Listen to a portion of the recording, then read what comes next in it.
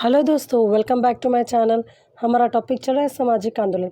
इसी सामाजिक आंदोलन के टॉपिक को आगे बढ़ाते हुए आज हम सामाजिक आंदोलन की प्रकृति को जानेंगे, जो कि समाजशास्त्री हटन और हट ने दिया है। देखिए, पहले पॉइंट में समाजशास्त्री ने ये बताया कि सामाजिक आंदोलन एक संस्था नहीं है, यानी कि जो संस्थाओं को संस्कृति का आवश्यक और मूल्यवान पक्ष माना जाता है, उसकी समाज में संस्थागत परिस्थिति होती है। जबकि जो आंदोलन है, आंदोलन का जीवन काल छोटा होता है, इसलिए वे समाज में स्थिर व स्थायी नहीं होते हैं, बल्कि उद्देश्य पूर्ति के बाद समाप्त हो जाते हैं। उनकी कोई संस्थागत परिस्थिति नहीं होती है।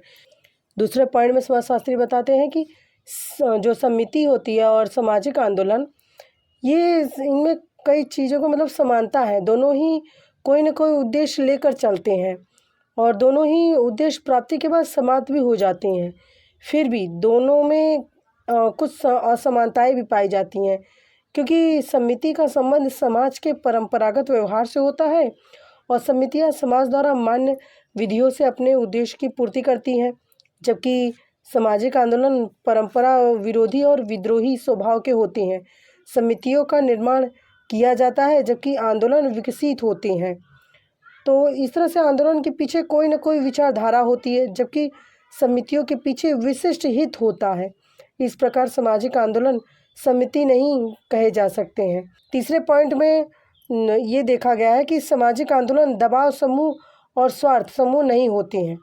यानी कि समाजशास्त्री ये कह रहे हैं कि ये देखा जाता है ज़्यादातर कि स्वार्थ समूह और दबाव समूह समाज में प्रचलित प्रतिमानों और मूल्यों की व्याख्या अपने हित के लिए करते हैं, लेकिन सामाजिक आंदोलन प्राथमिक और सचेत रूप में सामाजिक प्रतिमानों और मूल्यों में परिवर्तन चाहते हैं, इसलिए वो आंदोलन करते हैं। तो इस तरह से तीसरी प्रकृति है सामाजिक आंदोलन की कि सामाजिक आंदोलन दबाव समूह और स्वार्थ समूह नहीं होती हैं। अब हम सामाजिक आंदोलन की उत्पत्ति किस तरह से होती है, यानी उनकी सहायक दशाएं कौन कौन सी, अब ये जानेंगे। ये इन बातों को भी समाजशास्त्री हॉटन और हट ने ही बतलाया है। जैसे पहले पॉइंट में उन्होंने बताया है कि संस्कृति स्रोत, यानी कि सांस्कृतिक स्रोत की अवधारणा का सर्वप्रथम प्रयोग अमेरिकन मानवशास्त्री हर्ष कोविड ने किया था। वे इसे एक ऐसी प्रक्रिया के रूप में परिभाषित करते हैं जो एक जीवन विधि के चरित्र और स्वरूप को बदल देती है। और इसी बात को आगे बढ़ाते हुए समाजशास्त्री हटन एवं हट कहते हैं कि वर्तमान में आदिम और आधुनिक सभी समाजों के मूल्यों में धीमे, विस्तृत और महान परिवर्तन आ रहे हैं। इन्हें ही सांस्कृतिक स्रोत व बहाव कहा जाता है। सांस्कृतिक स्रोत या बहाव के दौरान समाज के नए मूल्यों का जन्म होता है। भारत में प्रजातंत्रीय मूल्यों का उदय सांस्कृतिक स्रोत का ही एक उदाहरण है। इसी प्रकार से मुक्ति आंदोलन तथा गोरे और निग्रो लोगों को समान अधिकार दिलाने के विचार का उदय भी सांस्कृतिक स्रोत ही है। तो इस प्रकार जब संस्कृति में नए मूल्य जन्म लेते हैं और लोगों की जीवन विधि में परिवर्तन या शोधन होता है, तब सामाजिक आंदोलन के जन्म लेने के अवसर मौजूद रहते हैं। तो इस तरह से सामाजिक आंदोलन की पहली उत्पत्ति सांस्कृतिक स्रोत ही है। दूसरा पॉइंट समाजशास्त्री बताते हैं सामाजिक विघटन। देखिए, जब समाज में विघटन की स्थिति उत्पन्न होती है, तब भी सामाजिक आंदोलन जन्म लेते हैं। यानी परिवर्तनशील समाजों में आंदोलन अधिक होते हैं, क्योंकि ऐसे समाजों में विघटन की संभावना अधिक होती है। सामाजिक विघटन के कारण लोगों में अलग अलग प्रकार के भ्रम और अनिश्चितता पैदा हो जाती है, जिसके कारण परिवर्तन होते हैं।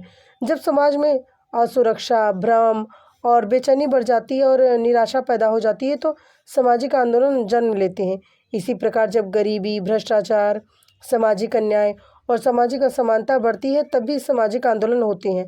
तो इस तरह से सामाजिक विघटन ही सामाजिक आंदोलन की उत्पत्ति का कारण बनती हैं। तीसरा पॉइंट समाजशास्त्री बताते हैं गतिशीलता।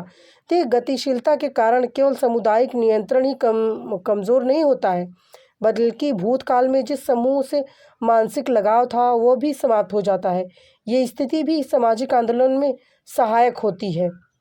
इसी तरह से चौथे पॉइंट में समाजशास्त्री कहते हैं सामाजिक अन्याय। देखिए, जब किसी समाज में लोगों के प्रगति के अवसर उपलब्ध न हो, न्याय महंगा हो, लोगों पर अन्याय और अत्याचार किया जाता हो, उनका शोषण होता हो, तो उन्हें मतलब कई अधिकारों से इन्हें उस समाज में जैसे वंचित किया जाता हो, समाज में अत्यधिक असमानता व्याप्त हो, गरीब और अमीर के बीच बड़ी खाई हो, तो ऐसी स्थिति में समस्याओं की मुक्ति पाने के लिए लोग सामाजिक आंदोलन के लिए प्रेरित होते हैं तब उस समय।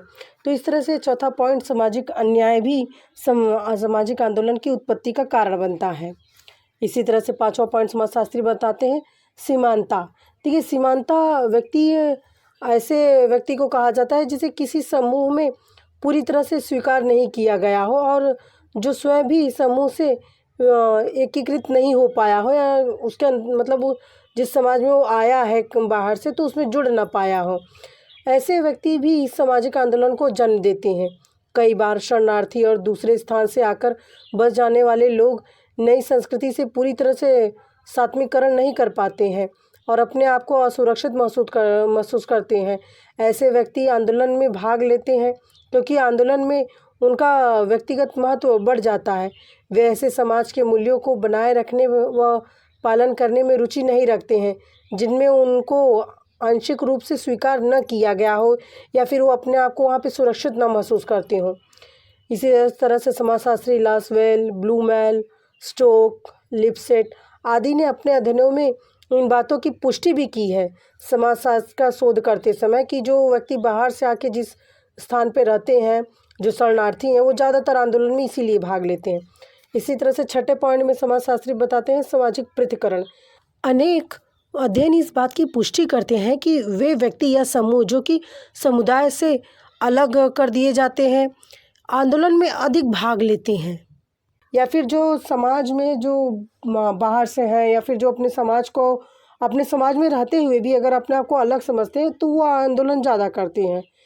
इसीलिए सामाजिक व्यवस्था को उखाड़ फेंकने के लिए शीघ्र ही ये प्रेरित भी हो जाते हैं क्योंकि वो अपने आप को उस समाज से अलग समझते हैं। तो इस तरह से जो छठा पॉइंट है सामाजिक आंदोलन की उत्पत्ति का जो कारण है वो है सामाजिक पृथक्करण।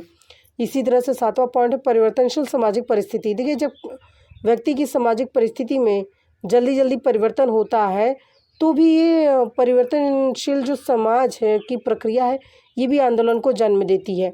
सामाजिक आंदोलन की ओर अधिक आकृष्ट होते हैं लोग क्योंकि ऐसी स्थिति में उसका किसी परिस्थिति या व्यवस्था के प्रति लगाव पैदा नहीं होता है, क्योंकि जब परिवर्तन होता रहता है जल्दी जल्दी तो व्यक्ति अपने आप को किसी एक परिवर्तन में नहीं ढाल पाता है।